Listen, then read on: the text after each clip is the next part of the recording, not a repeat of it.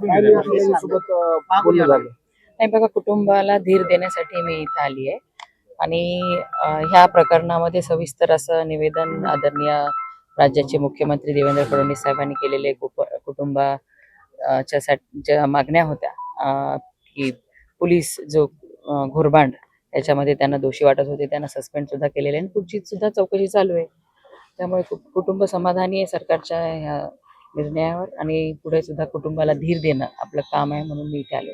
राहुल गांधी आज काही वेळापूर्वी येऊन गेले, या ठिकाणी भेट दिली त्यांनी, काय वाटतं त्यांच्या भेटीबद्दल? बघा, त्यांनी प्रत्येक गोष्टीचं राजकारण फक्त हे काँग्रेसवाले करत असतात. जसं की आपण बघितलं, लोकसभेमध्ये सुद्धा संविधान बदलणार ह्या विषयावरतीच त्यांनी निवडणूक लढलेली. त्यामुळे आज मला काही आपल्याच माध्यमातून कळालं की ते इथे आले, कुटुंबियांना भेट दिली. सांत्वन करणं हे प्रत्येकाचं काम आहे, परंतु आपल्या शहरामध्ये आल्यानंतर भारतरत्न डॉक्टर बाबासाहेब आंबेडकरांच्या पुतळ्याला सुद्धा ते पुष्पार्पण करण्यासाठी विसरलेले आहेत. त्यामुळे त्यांनी फक्त नाटक करतात, प्रत्येक गोष्टीचं राजकारण ते करत आहेत आणि हाही विषय राजकारणाच्या माध्यमातूनच विरोधक बघत आहेत. परंतु राज्याचे मुख्यमंत्री देवेंद्र फडणवीस साहेब सक्षम आहेत. कुणावरही विनाकारण अत्याचार ते होऊ देणार नाहीत आणि या प्रकरणाचा पूर्ण चांगला असा तपास आपल्या समोर लवकरच येईल.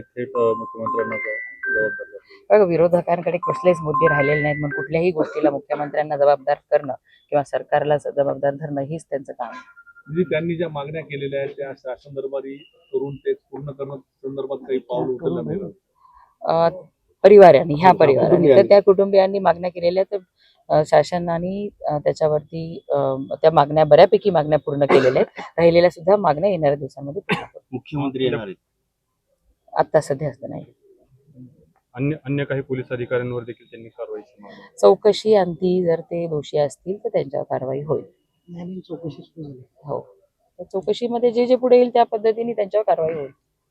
आजवर पोलिसांनी केलेल्या कारवाईवर समाधानी आहात का तुम्ही? म्हणजे पोलिसांनी योग्य तपास केलाय का असं वाटतं? आणखीन तपास चालू आहे, पूर्ण झालेला नाही, त्याच्यामुळे आताच काही त्याच्यावरती बोलू शकत नाही. राज्यमंत्री पदाचा पदभार घेतलाय, परभणी जिल्ह्याविषयी आता काय महत्वाचे खाते भेटले, त्याच्यावरती आपण नंतर बोलू. आता आपण फक्त सांत्वन केलेला.